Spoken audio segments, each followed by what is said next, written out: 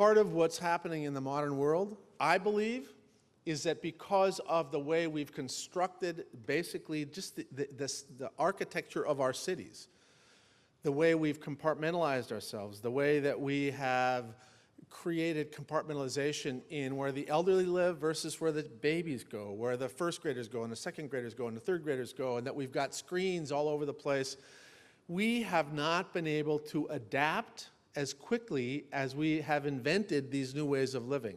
And I believe that we have to think this through. We have to think about this. We have to develop, we don't have to throw out the screens. We have to just develop better screen hygiene. It might be just as important to teach people about, how to manage screens in school as it is to teach them math. It might be as important to teach them how to share or to make eye contact as it is to teach them, the provincial capitals.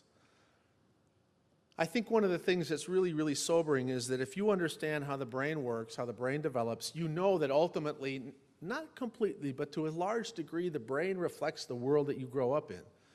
And if the world is relationally impoverished, if people are not really talking with each other, if they're not present with each other, you will not get adequate stimulation of the parts of your brain involved in forming and maintaining healthy relationships, and you will be fundamentally self-absorbed. And you get to the point where you're 20 years old and 30 years old and 40 years old, and I can tell you the people who are older in this room feel what I'm talking about.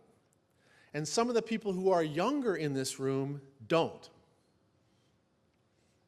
It's been an interesting thing that I have an opportunity episodically to talk to people in policy-making positions, and the people who are,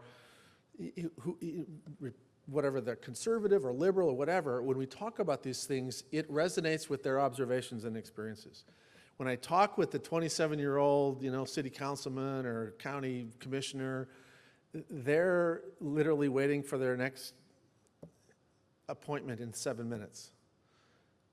We've become so focused on this frenzied, disconnected style of life that I think that we are essentially making ourselves much more vulnerable to the inevitable stressors and adversities of life.